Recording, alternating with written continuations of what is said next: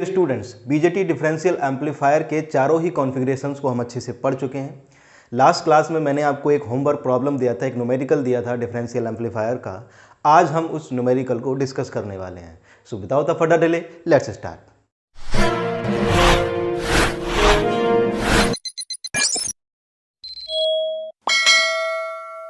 तो ये numerical problem मैंने आपके लिए होमवर्क में दिया था, एक बार डिस्कस कर लेते हैं। क्या है? Resistively biased dual input balanced output differential amplifier. आपको एक रेजिस्टिवली बायस्ड का मतलब ये हुआ कि जो एमीटर टर्मिनल पे उस पर कैपिटल आर ई जो रेजिस्टेंस है, तो बाइसिंग कैपिटल आर ई से हो रही है, ना कि किसी करंट सोर्स से। तो अभी तक वही हम पढ़ते आए हैं, ठीक है। बीटा आपको 100 दे रखा है, बीटी 26 मिली वोल्ट, वीए इसके बारे में मैंने आपको बताया था कि ये अर्ली वोल्टेज है। अभी देख लेंगे इसका क्या इंपैक्ट है। वीवीई की बात करूं तो 0.7 वोल्ट, बीसीई सैचुरेशन 0.1 वोल्ट। ये बीसीई की वैल्यू है जब आपका ट्रांजिस्टर सैचुरेशन कंडीशन में काम कर रहा है। तो बुक कितनी दे रखी है? That is 0.1 volt. आपको क्या कैलकुलेट करना है? हमारा जो टास्क है वो है बेसिकली आरसी और आरई को कैलकुलेट करना, जिसमें हमारे पास कॉमन मोड गेन CMRR और इनपुट RID डिफरेंशियल इनपुट, इनकी वैल्यूज हमें गिवन है।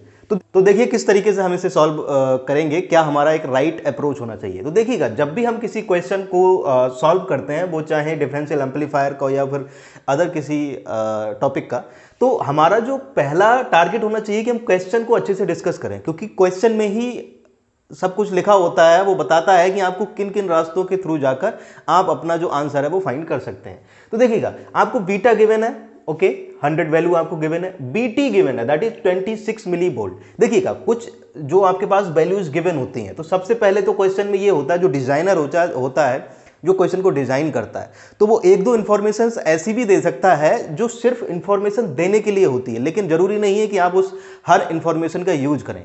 लेकिन साथ में आपको ध्यान ये भी रखना होता है कि जो इंफॉर्मेशन गिवन नहीं है, आप कोशिश करें कि उस तरह के फॉर्मूलेज को या कोई ऐसा फार्मूला या कोई ऐसी ट्रिक ना लगाएं जिस इक्वेशन में कुछ ऐसी वैल्यूज हो जिनकी वैल्यूज आप यहां पर गिवन ना हो। हमेशा ध्यान रखिएगा, तो सबसे पहले आप सारे वैल्यूज को चेक कीजिए, आपको क्या गिवन है, उसके अकॉर्डिंग ही देखिए कि आप इन वैल्यूज का यूज करके किस तरीके के आंसर को फाइंड कर सकते हैं। तो ये एक सही तरीका रहता है। जैसे कि मैं यहां पर बात करूं VA इंफिनिटी, ओके, तो if I talk about the VA, what is VA? VA is early voltage. तो अगर अर्ली वोल्टेज यहां पर इंफिनिटी नहीं होता, जैसे सपोज कीजिए कि एक्चुअल में अर्ली वोल्टेज जो होता है उसका इफेक्ट क्या होता है, तो अर्ली वोल्टेज जो है ये आपने पढ़ा होगा BJT, जब आपने पढ़ा होगा bipolar junction transistor last semester में, तो वहां पर आपने एक देखा होगा चैनल लेंथ मॉड्यूलेशन। तो अगर मैं अर्ली वोल्टेज को कंसीडर करता हूं, अर्ली वोल्टेज की वजह से क्या होता है, देखिएगा, अगर मैं आउटपुट कैरेक्टरिस्टिक्स की बात करता हूं, तो आउटपुट कैरेक्टरिस्टिक्स जनरली आपकी किस तरीके से होती है? ये फ्लैट होती है, ये इस तरीके से, ये एग्जैक्ट पूरा नहीं है, लेकिन हाँ आपको बस ये ध्यान रखना है ना, कि ये कैसा होता है, ये फ्लैट होता है इस तरीके से, ये पूरी तरीके से फ्लैट होता है। अगर आप इसे इंक्रीज करेंगे तो ये इस तरीके से, ये पॉइंट जो है ये डाइवर्ज होते रहेंगे, ये कभी मिलते नहीं है। तो अगर मैं सेम केस में, ये तब होता है जब मैं अर्ली वोल्टेज को कंसीडर नहीं करता हूं, अर्ली वोल्टेज आपका जो है वो 0 होता है, तो उस केस में ये इस तरीके से होता है। जैसे सपोज कीजिए, अगर आप अर्ली वोल्टेज को कंसीडर करते हैं तो आपकी करंट में क्या चेंजेस आते हैं, आपका जो कर्व होता है वो कुछ इस तरीके से हो जाता है, इस तरीके से, ये इस तरीके से होता है। तो अगर मैं इसको पीछे इस तरीके से कर दूं, तो ये एक पॉइंट पर जाकर ये क्या हो रहे होते हैं, कन्वर्ज हो रहे होते हैं। जिस पॉइंट पर ये कन्वर्ज होते हैं दैट इज VA, क्योंकि ये नेगेटिव एक्सिस पे है तो दैट इज -VA। तो इससे क्या होता है, ये करंट में चेंजेस आ जाते हैं। तो करंट में किस तरीके से चेंज आता है, जनरली जो आपकी करंट होती है वो किस तरीके से होती है, IC जो करंट होती है, अगर मैं बात करूं तो IS e⁻⁵ ईटा BT -1, ये इस तरीके से अगर करंट की मैं बात करूं तो इसमें आप क्या करेंगे, मल्टीप्लाई किससे कर देंगे, ये हो जाएगा 1 + BCE/VA। तो ये जो फैक्टर है, इस फैक्टर से आप इसे जब मल्टीप्लाई कर देते हैं तो उसके बाद जो टोटल करंट आपके पास आती है तो वो करंट होती है। तो करंट में थोड़ा सा चेंजेज आता था। तो ये देख रहे हैं, ये एक्चुअल में किसकी वजह से हो रहा है, अर्ली वोल्टेज की वजह से हो रहा है। तो अब आपने क्या किया कि यहां पर ये बोल रहे हैं कि जो VA है वो कैसा है, इन्फिनिटी। इन्होंने ऐसा बोला हुआ है। जनरली क्या होता है कि जितने भी हम क्वेश्चंस करते हैं हम जनरली अर्ली वोल्टेज को नेग्लेक्ट ही मानते हैं। तो इन्होंने क्या कर दिया है, इन्होंने स्पेशली आपको बता दिया है कि BA जो है वो इन्फिनिटी है। तो आपको कंफ्यूज होने की जरूरत नहीं है। कंफ्यूज होने की जरूरत इसलिए नहीं है क्योंकि अगर BA इन्फिनिटी है तो ये पोर्शन जीरो हो जाएगा, ये जीरो हो जाएगा तो आप इक्वेशन, और जनरली हम यही इक्वेशन अप्लाई करते हैं। तो ये बेसिकली अर्ली वोल्टेज का कॉन्सेप्ट था। तो अगर अर्ली वोल्टेज दिया है दैट मीन्स अब आपको इसका कंसीडर करना है कि अर्ली वोल्टेज दिया है, तब आप किस तरीके से उसको कैलकुलेट करेंगे। लेकिन अगर नहीं दिया है या इन्फिनिटी दिया है तो फिर आपको चिंता करने की जरूरत नहीं है। अपने क्वेश्चन को आप जैसे करते हुए आए वैसे ही करना है। तो होप ये BA का कॉन्सेप्ट आपको समझ में आ गया होगा। अब इसको सॉल्व कर लेते हैं क्विकली। देखिए, तो मुझे RC और RE कैलकुलेट करना है और मेरे पास ACM और CMRR और RID ये गिवन है। तो देखिएगा मैं क्या करता हूं, मैं जो डेटा गिवन है इसको कंसीडर करता हूं। जैसे कि मैं ACM की बात करता हूं तो डुअल इनपुट बैलेंस्ड आउटपुट के केस में तो ACM कितना होगा, ACM का जो वैल्यू होती है that is beta RC divided by RS plus R pi plus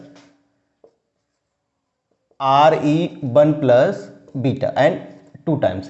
ये एक्चुअल में हम डिराइव कर चुके हैं। तो देखिएगा RS की अगर मैं बात करूं तो मेरे पास कोई भी RS की वैल्यू गिवन नहीं है तो मैं इसे निगलेक्ट कर दूंगा। तो माइनस बीटा RC, तो RS निगलेक्ट हो गया। R पाई की अगर मैं बात करता हूं तो देखिएगा R पाई क्या आपको गिवन है, बिल्कुल नहीं, आपको R पाई गिवन नहीं है। तो R पाई अगर गिवन नहीं है तो इसके लिए आप क्या कर सकते हैं, या तो R पाई आप किसी तरीके से कैलकुलेट कर लीजिएगा। अभी मैं क्या करता हूं कि अभी मैं बस इसके फॉर्मूले को सिंप्लीफाइड कर लेता हूं। देखिएगा 1 प्लस बीटा जो होता है तो 1 प्लस बीटा को मैं डायरेक्टली बीटा लिख सकता हूं क्योंकि बीटा की वैल्यू 100 दे रखी है, लार्ज इनफ है। तो 2 बीटा RE। तो फाइनली आपके पास ये अब फॉर्मूला बन गया। ये किसका है, ACM का। इसकी जो वैल्यू है वो कितनी है, ये 500 वैल्यू है, ये 500 वैल्यू है। तो देखिएगा बीटा आपको गिवन है, R पाई आप कैलकुलेट देखते हैं किस तरीके से कैलकुलेट कर सकते हैं। RC की वैल्यू आप यहां से कैलकुलेट कर सकते हैं, इसको इतना ही रखते हैं। और हमारे पास क्या गिवन है, CMRR। तो CMRR जो आपके पास गिवन है उसकी जो वैल्यू कितनी होती है वो हमने कैलकुलेट की है, that is 2RE bye RE। तो ये CMRR है तो ये इसकी वैल्यू की इतनी, ये भी 500 आपको दे रखी है। तो देखिएगा अब यहां से आप RE की वैल्यू को कैलकुलेट करने की कोशिश करें। तो RE की वैल्यू कैलकुलेट करने के लिए आपको RE की वैल्यू पता होनी चाहिए। और RE की वैल्यू कैलकुलेट अगर आपको करना है तो RE का जो फॉर्मूला होता है वो एक तो ये होता है BT बाय IE।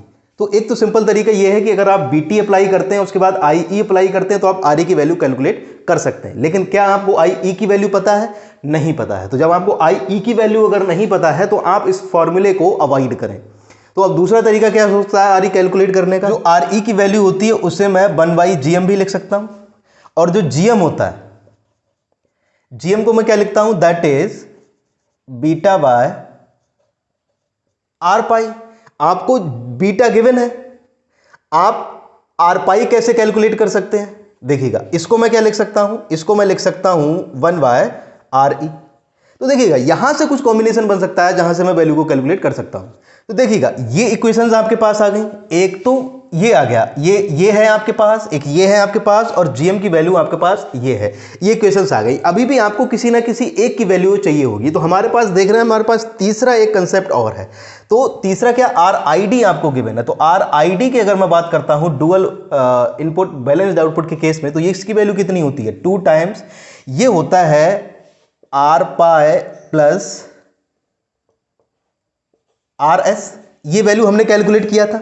यहां से अगर देखें तो RS तो है ही नहीं, तो RS नहीं है तो मैं इसे क्या कर सकता हूं, उसे हटा दूंगा। तो दैट इज 2 टाइम्स R पाई। तो 2 टाइम्स R पाई की जो वैल्यू दे रखी है that is 2 mega ohm. 2 mega ohm दे रखी है, 2 से 2 कैंसिल हो गया तो R पाई की वैल्यू कितनी आ गई, 1 मेगा ओम आ गई वैल्यू। तो अब देखिएगा, अब यहां से चीजें बहुत सिंपल हो जाएंगी। R पाई की वैल्यू 1 मेगा ओम है, R पाई की वैल्यू 1 मेगा ओम है, तो GM की वैल्यू आप इजीली कैलकुलेट कर सकते हैं। GM की वैल्यू कितनी हो जाएगी, दैट इज बीटा 100 है और ये कितना है, 1 मेगा ओम है। तो मैं इसे क्या कर सकता हूं, ये वैल्यू किसकी हो गई, ये GM की हो गई। आपको आर ई की वैल्यू कैलकुलेट करनी है, आप आर ई की वैल्यू कैलकुलेट कर सकते हैं। आर ई की जो वैल्यू है दैट इज 1/GM, तो आप इसे जस्ट इन्वर्ट कर दें, that means 1 mega ohm divided by 100, है ना। तो इसे क्या लिख सकते हैं आप, आर ई की जो वैल्यू कितनी आ जाएगी, दैट इज 10K। आप इसे 1000 के लिखेंगे तो 1000 में से 100 कैंसिल हो जाएगा, तो ये 10K, आर ई की वैल्यू 10K आ गई। अब आप देखिए, अब आर ई की वैल्यू 10K यहां पर है, मैं इसे रफ कर देता हूं, तो देखिएगा CMRR, आर ई की वैल्यू हम कैलकुलेट कर चुके हैं 10K, तो मैं लिख सकता हूं 2 times R E bye R ई, ये 500 है। आर ई की वैल्यू कितनी है 10K, that is 2 times R E 500 into 10K। तो आर ई की जो वैल्यू होगी वो कितनी हो जाएगी, यहां से आप इसको डिवाइड कर दें, तो ये डिवाइड हो जाएगा, तो ये आएगा 2500 के या फिर 2.5 mega ohm. This is your R E value. तो ये निकल आया। अब आर ई गिवन है, बीटा गिवन है, आर पाई गिवन है, आर सी कैलकुलेट किया जा सकता है, बिल्कुल कर सकते हैं, इसको भी कर लेते हैं। देखिए, तो इस इक्वेशन को थोड़ा सा और भी सिंप्लीफाई कर सकते हैं। देखिएगा, आर पाई है, आर पाई को मैं क्या लिख सकता हूं, आर पाई को मैं लिख सकता हूं बीटा बाई GM, इजिली लिख सकते हैं। देखिएगा, बीटा को फिर आप क्या कर सकते हैं, ये कैंसिल आउट कर सकते हैं, तो ये आपका बचेगा आर सी और 1/GM, 1/GM को आप स्मॉल आर ई लिख लीजिए, plus 2R E is equal to 500। अब सिंपल सी बात है, आर सी आपको कैलकुलेट करना है, तो 500 और इसे क्या लिख सकते हैं, R E plus 2 times are E. तो आर ई की वैल्यू और आर ई की वैल्यू ये दोनों आपको पता है वैल्यूज, आप पुट कर दीजिए यहां पे। तो देखिएगा कितनी वैल्यूज हैं, दैट इज 500, आर ई की जो वैल्यू है दैट इज 10K, प्लस ये है 2 टाइम्स 2.5 मेगा ओम्स। देखिएगा, इसको अगर आप मल्टीप्लाई करेंगे तो ये बनेगा 5 मेगा ओम्स। ये जो 5 मेगा ओम्स है 5 इंटू 10⁶ है। अगर आप इसको इसमें ऐड करेंगे तो कोई बहुत ज्यादा फर्क नहीं पड़ने वाला।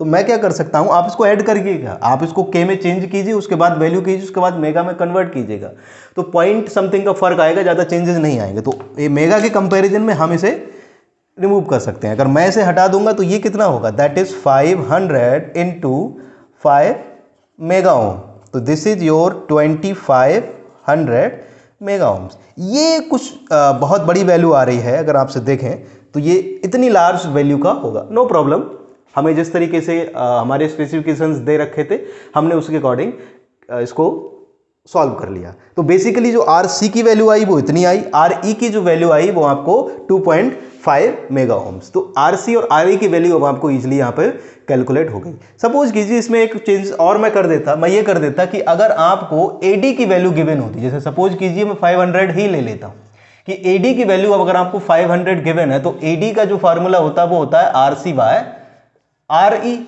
तो R C by R E, तो आर सी की वैल्यू कितनी अगर आप कैलकुलेट करते तो कितनी हो जाती, 500 into R E. R E कितना है 10K, तो ये हो जाता 5000 के या फिर 5 मेगा ओम्स। तो यहां पर ये किसकी वैल्यू हो जाती, 5 मेगा ओम्स। तो अगर आपको डिफरेंशियल गेन अगर आपको गिवन है तब आप इस तरीके से कैलकुलेट करके आरसी की वैल्यू को कैलकुलेट कर सकते हैं 5 मेगा ओम। बाकी जो प्रोसेस है वो बिल्कुल सेम रहेगा। तो होपफुली ये क्वेश्चन आपको अच्छे से क्लियर हो गया होगा। अगर आपका कोई डाउट है तो आप मुझे कमेंट सेक्शन में बता सकते हैं, है ना। आज के लिए इतना ही रखते हैं, see you in the next one.